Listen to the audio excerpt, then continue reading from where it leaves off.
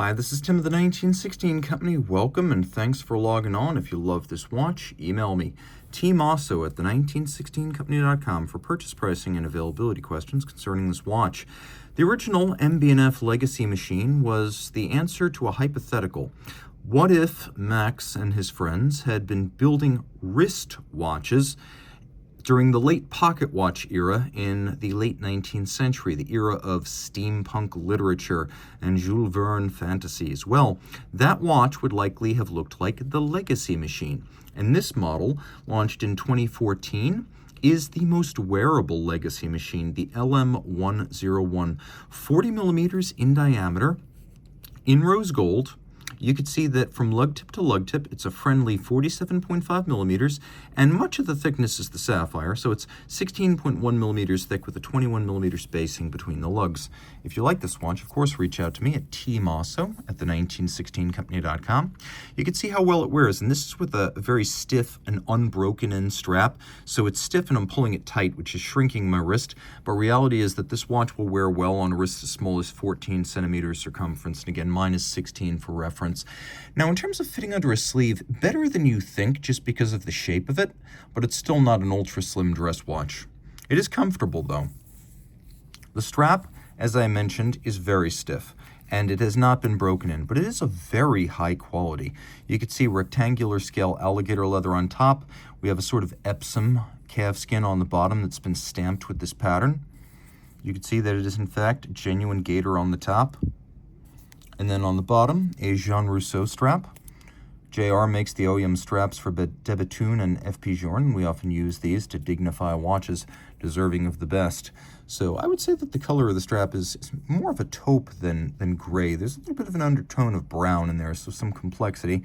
And you can see in profile, we've got a folded edge, a monotone stitch, a little bit of stuffing or bolstering to give it volume, then an MB&F polished and satin finished pin buckle.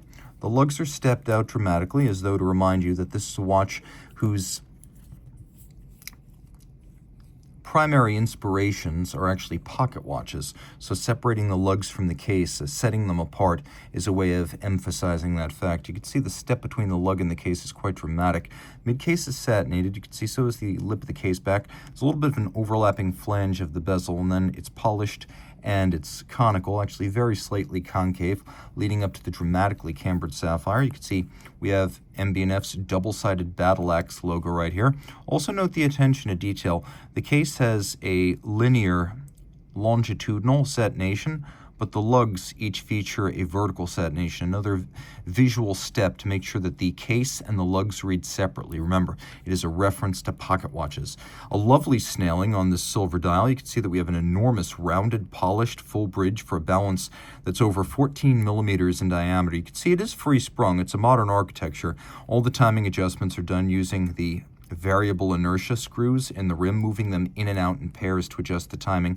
So we've got a full balance bridge. We've also got a free sprung balance. Then we have an overcoil hairspring.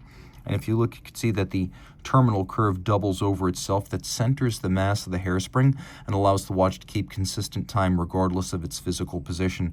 You can see Legacy Machine gorgeously engraved into the dial, and then subdials in white lacquer. You can see they sit on gold shrouded bases, and the Legacy Machine is still subject to Max's longtime collaboration with his friends, MB&F, Max Buser and friends. And the most important friend here, Kari Voutilainen.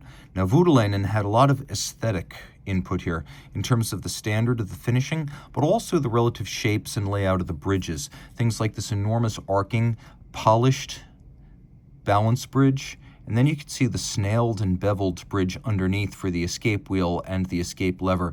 You can also see the frosted finish on the base of the bridge right there. Absolutely gorgeous. And I did wait to wind it because I wanted you to at least be able to see the architecture of the balance better before we started up. Notice that we've got a power reserve indicator down at the bottom. It's a manual wind watch, it has a 45-hour power reserve, and it beats away at a stately and very pocket watch apropos 18,000 vibrations per hour. There's very, very little dead angle here. meaning that I turn the crown and almost immediately the hands move. So there's not a lot of slop in the train, speaking to the quality of the tolerances.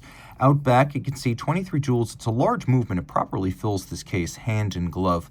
And then carry, of course, giving it his input with a traditional center wheel architecture like a pocket watch. So you have crown wheel, ratchet wheel, center wheel, third wheel, fourth wheel. It's a little bit different than that. I guess there's also a fifth wheel, and then we've got the escape wheel here. So it's a little bit different, all things considered, because it does have this inversion of the power source and then the oscillator on different sides. But the center wheel architecture is the thing that ties it most directly to pocket watches. If we get close, you can see that there's even beveling within the wheels themselves, creating sharp interior angles where those bevels meet, and within the confines of the wheels, quite attractive. Satination on the wheels, you can see beautifully deep and lustrous stripes across the bridges. We have golden chaton cups, a nod to the way jewels tended to be set during the pocket watch era. All screw heads are mirror finished with chamfered slots in circumference.